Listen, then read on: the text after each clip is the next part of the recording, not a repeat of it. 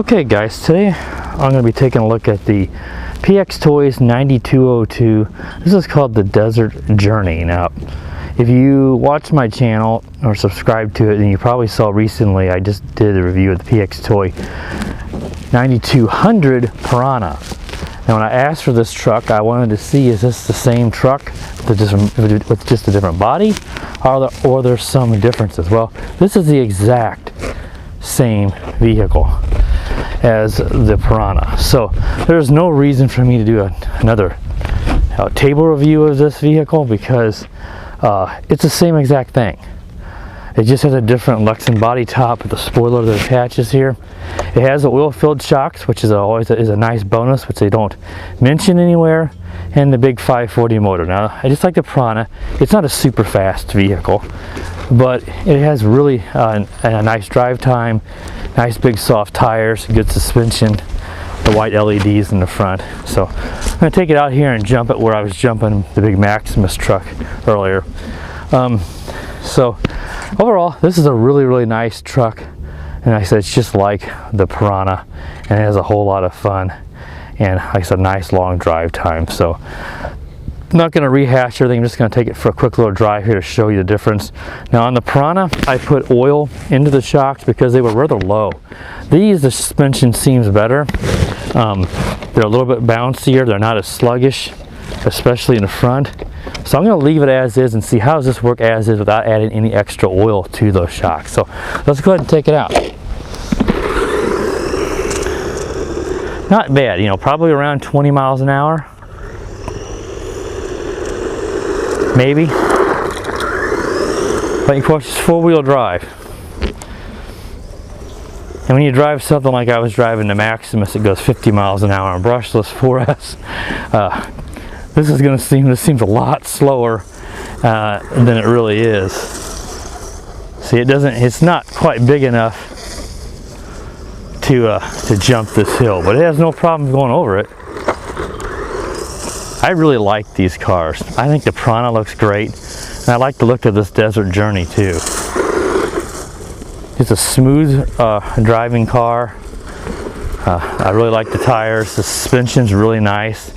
I said you may have to tweak the suspension. If it's too sluggish, add some oil. If you don't have any hobby grade oil, you know, you can use transmission fluid or something like that for your real car, and that'll work fine. Just play around with the different oil weights. See, not too bad.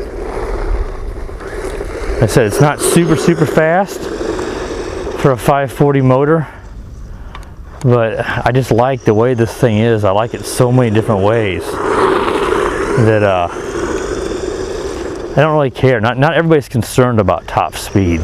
It's more what kind of power does it have off-road? How does the suspension work? See, and there's a, you know, just like I said, it's not big enough to jump this. It doesn't have the speed like the Maximus did, but that's okay. But I think suspension works pretty good on this one. It definitely has more oil in the front shocks. I did not open it up. I just tell by how springy they are. I said the Piranha was a little more sluggish, and I went ahead and filled them up with oil, and it probably is too springy now. This is probably just about right.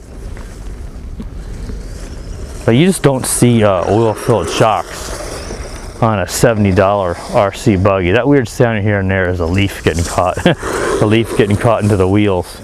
There's so many dropped leaves here from the trees. Hear that? The leaves are getting caught into the dog bones and rattling against the wheels. So it's making me see if I can shake some of these leaves out or pull them out. So you don't think so it doesn't sound like there's something, you know, wrong with the vehicle when there's not. But there's so many of these big maple leaves and stuff getting caught in here. See, there you go.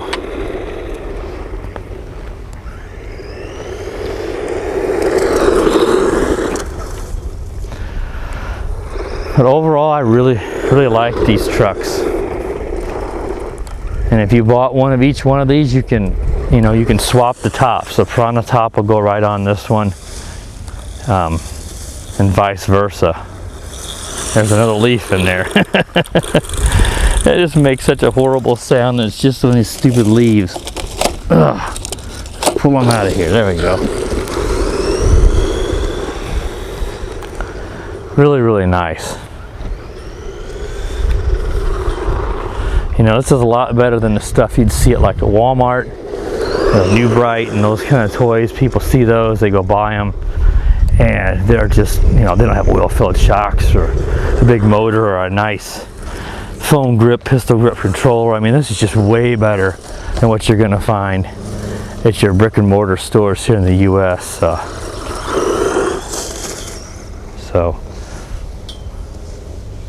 the 1500 milliamp lithium-ion battery in there, so, you know, provides adequate power, you know, good power compared to the old nickel cadmiums, and big 540 motors provides at least plenty of power and torque. Though in four-wheel drive, you know, it's not, like you can see, it's not super fast. Handles really well. The only issue I've encountered was my Piranha. My daughter did break one of these tie rods. I don't think it was a steering one. It was the one that goes to the like an A-arm replacement. It goes between the that holds the wheel upright. And she just did that because she slammed into stuff in one of my reviews. You probably saw it. I was reviewing the HSP buggy. She was driving the Piranha. I had spare tie rod and tie rod ends around. I was able to fix that no problem, because unfortunately the tie rods on this buggy are just molded one piece. They look like there's tie rod ends on them, but you can't unscrew them, unfortunately. So I couldn't just throw a new one on there. But it was really easy to fix. You know, it's very easy to find those parts at a local hobby shop if you would happen to break yours. So even though the PX Toy parts are not readily available yet for these models, that's most likely the piece you're going to break, and that'd be no problem if you got a local hobby shop. You just swap one out with a different. I would probably replace both of them. If they've got all aluminum ones, the aluminum ends, and go that way. You're not going to break the tie rods at all then. But otherwise, that's all. That's it. There's nothing else I've had an issue with the other one, and I love the way it runs. I love the way it looks, and I like the features it offers for, you know, in the $70 price range. So the white LEDs look really sharp at night. Nice little added touch. Run time's good. So I'm sort of just rehashing myself here because I wasn't sure, 100% sure that this was the same as a Piranha, just because you couldn't quite tell in the pics with the body. I knew it had to be really, really similar, but it is exactly the same.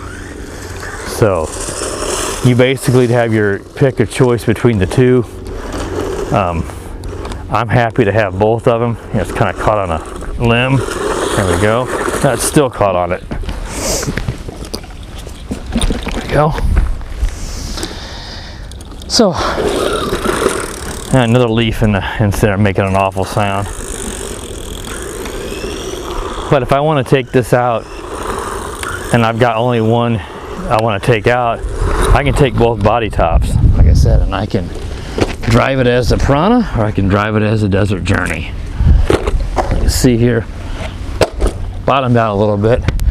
That's because I say a little more oil.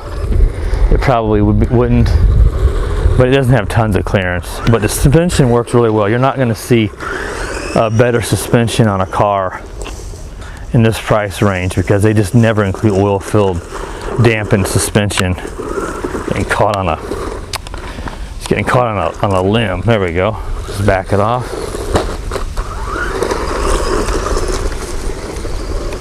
So I think that pretty much shows it. I mean, because if you want to see the full review of this, you know, just go check out my Piranha review. I'm going to try to remember to link the full review to the Piranha in the description to this video. But I wanted to, you know, since I knew it was the same, I still wanted to at least show you what it was like to drive it without adding any oil to the shock. So this one had, you know, the shock seemed have more oil than the Piranha, you know, and just give it a test drive here in a different location, since this is a little bit more of an off-road location than my house. So that should wrap this review up for the desert journey. So stay tuned for more videos, guys, and have a good day. The power of the dark side.